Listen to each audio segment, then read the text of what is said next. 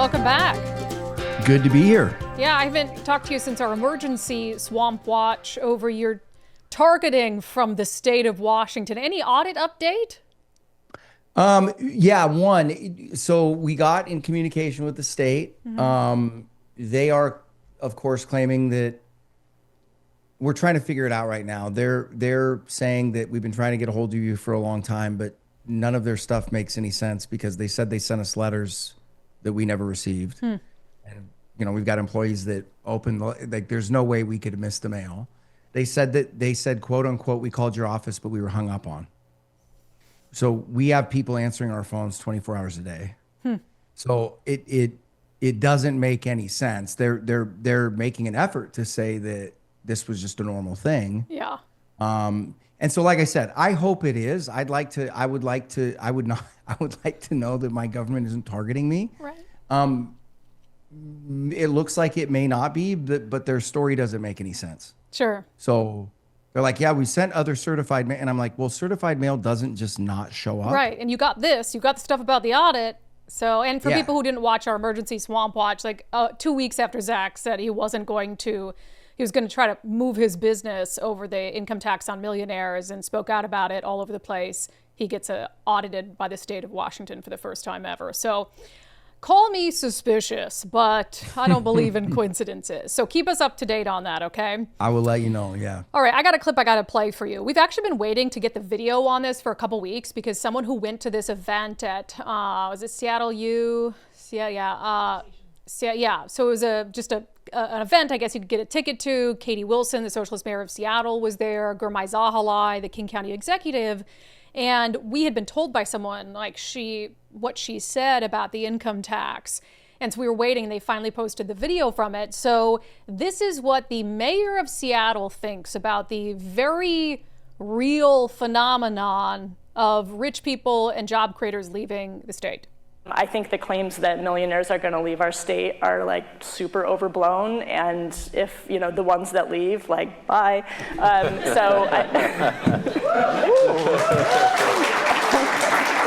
Bye. I mean, the disdain, the cavalier. What do you say to that?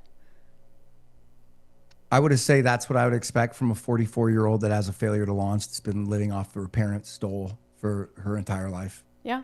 And that's about part and parcel. She's got the credentials. She doesn't have credentials to manage a lemonade stand, let alone a city. Yeah. She's never produced anything in her life. She's not accomplished anything in her life. That's exactly what I'd expect her to sound like. And so what I'd say is, bye. Hey, good luck funding your city. Good luck. Bye. You're going to find out real quick what happens when producers, creators, and people that actually do things for a living as opposed to live in their parents' basement.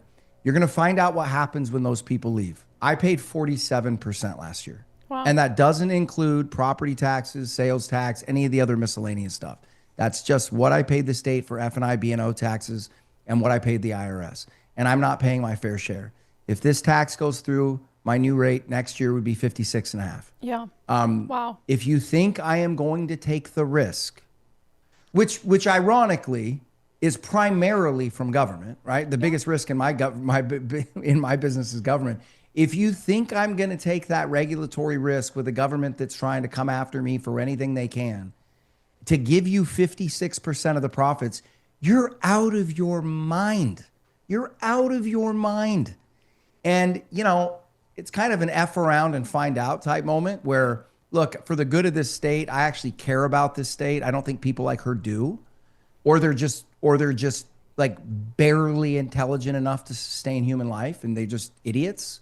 But yeah, I mean, I don't even know what to say to that. Yeah. Bye.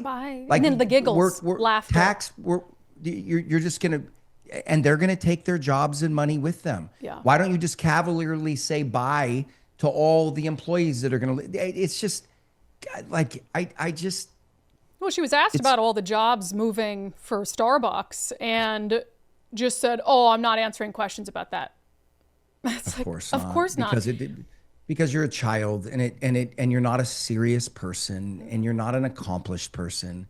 and you know nothing except mom and dad's ATM pin. That's Yeah. that's your job experience. Can you play the clip again, Nicole? Because there's one other thing that stands out to me in the Katie Wilson clip for us. I think the claims that millionaires are going to leave our state are like super overblown, and if the ones that leave, like bye. The applause. The applause from the group of Seattle woke progressives who want to go to something like this. It's like, you guys have and that's scary, but that's why the state is like it is. Yeah. Is you have enough people come to an event and applaud for something like that. The other thing I want to say is it doesn't stun me, but it's just remarkable that people like her continue to deny the Capitol flight thing. I mean, that clip was just from 2 weeks ago, and she's saying, oh, it doesn't exist. I'm sure you saw this while we were both on vacation. Nick Hanauer, progressive billionaire, Democrat mega donor, supported the capital gains tax, put out this op-ed in GeekWire saying this income tax is sensible on its own, but it's the combination of everything piled on top that makes our state so unattractive. Making the total tax burden here 5 to 10 times the alternatives isn't progressivism, it's stupidity. And then he said, virtually every wealthy friend I have has either left or is planning to go. It's a catastrophe. So, I mean, all the Democrats that keep saying capital flight, what capital flight? Your buddy, Nick Hanauer, not your buddy, Zach, their buddy, Nick Hanauer, Democrat mega donor, says all my friends are leaving. Like I've said from not the worth very debating beginning. anymore. No. Well, when you add into it, like, so it's a combo, right? So first of all, like you and I have talked about at great length, you violated the contract. And what these people don't know, because they're not serious people that have ever built, accomplished, created anything in their lives. And if you look at the state, and this is no knock on the good lawyers out there, but we have a saying in the investment industry is when the lawyers and CPAs take over a business, sell it. Because they don't know what they're doing. They don't know how to run business. They don't know how to create. So that's who we've selected to run the state. It does not surprise me that they're financially illiterate. Like they have zero experience. They don't know what they're doing. And if you think people like me are going to sit there and pay 56.5% or more than I would actually pay if I moved to San Diego, right? If you think I'm going to stay here and pay so I can go up to Seattle and see syringes and defecation all over the place and homeless encampments and rain 7 months out of the year, you're out of your mind. Yeah. And you're going to offer me a perpetual $400,000 dividend that happens to grow every single month, right? Or every year as my business grows. And I get relief on F&I and B&O taxes. So really probably looking more like $500,000 a year. $500,000 a year to go somewhere where there's sunshine 10 months out of the year? Are you joking? Okay. Thank you. See ya. Yeah, we're really not being ruled by intelligent people. Or else they're very smart and they're doing this to totally decay society so they can make us more reliant on government if you give them a lot of credit. No, they're not. But Brent, look, Ayn Rand is not, like, I'm not saying she's the Pope or anything, or like it's the Bible, but they're not. Like, you look at it's stupidity. It's just pure stupidity and financial literacy. And here's how you know, because it doesn't even fit the narrative. The evil, greedy millionaires are going to stay here and take the tax on their face. Like, what? Yeah, if you think they're evil and greedy, why would they do that? Right. Just they're evil and greedy, so stick it to them, eat the rich, and they're not going to leave. They're just going to stay here and pay. Yep. Bye. Okay. And if they do, bye. Good luck with that. Have fun being a one-term mayor, because I'm going to laugh my off when you're getting hauled out of office in a landslide loss because you're a total incompetent know-nothing. Yeah. And then part of me, there is a part of me that as this goes on and I hear comments like that, and look, I'm girded up for the fight. I'm committed. But part of me sits there and goes, you know what? No. You know what? Let's just pull out and let this thing run into a wall, because people need to suffer the consequences of idiocy. And if they don't, if we pull this out of the fire, my fear is that we're just delaying the inevitable. Yeah. Right? Yeah, it's a valid point. Idiots like her they need to see it burn. They're not going to take your word for it, right? And have fun. Bye. Bye. Bye. All right, let's do Bye. a fun one on watchdogging before we talk about what's happening with oil prices. All right, so Secretary of Agriculture Brooke Rollins seems to have come up with a surefire way to determine whether someone's abusing SNAP benefits. She says in just one state, and it wasn't even a blue state, they found 14,000 people receiving SNAP benefits who were also driving luxury vehicles like Bentleys. Here's the clip. Just one red state, the recent dump of data, we found SNAP recipients had more than 2,000 Tesla owners, 200 Alfa Romeo owners, more than 144 that were receiving food stamps were driving Porsches. Again, this is the data dumps we're getting because before we had no accountability on any of these programs. We now are requiring accountability. The blue states are suing us. They don't want to share the data. And can you imagine, this was a red state where there is actually some taxpayer accountability. Imagine what's happening in the blue states. Now, is that fair? Just because you have a Porsche doesn't mean you can afford food. You know, again, idiocy. How anybody can oppose this. I know. And fight turning over records and their opposition tells you a lot. Right. Right. And I think what their opposition tells you is that you're infringing on their reelection strategies, that you're infringing on part of the apparatus that's kept one party hold over anything for so long. Yeah. Because and look, whatever red state they're talking about, I would not put it past Republicans to play the same game. Like, hey, greed knows no party affiliation. We know that. But what I do know is just the nature of the politics. Like, if you found that in red states, hold your breath. Right. And that's why it's going to be wild. To your point, that's why they're trying to block it, because they're like, God forbid. But, you know, if you're making a payment monthly on a Bentley, you probably can't afford food. So, you know. Well, it's like the people pushing back on Florida saying that we're not going to allow you to buy candy and pop with SNAP benefits. Yeah. Well, and they're pushing, oh, that's outrageous. Why is that outrageous? Right. Why would we put on public assistance people and then feed them poison? Why would we do that? That's going to make them more reliant on the safety net for healthcare. Well, that's why they do it. Well, right. Sure. Like you Big just answered the pharma. question. Yes. That's okay. That's why they did it. That's why they do it. But like, it's just, if you can't see it right now, you and I have talked about this before. Yeah. We're not dealing with political issues. Okay, if you don't see what's going on right now, it's because you don't want to. Yeah, your brain is fried by TDS. Yeah, it's incredibly obvious. If you think the other thing too is if you think it's a bad idea to not allow SNAP benefits to be used on candy and pop, I'd look at you and go, "Where's your compassion?" Yeah. Really? And you can't tell people what the hell I can't. If you need public assistance, yes, we absolutely can tell you what that's used for. 100%. Yeah. My favorite. If you want to whip out. Sorry, my favorite retort is some chick was like, "We deserve a treat once in a while."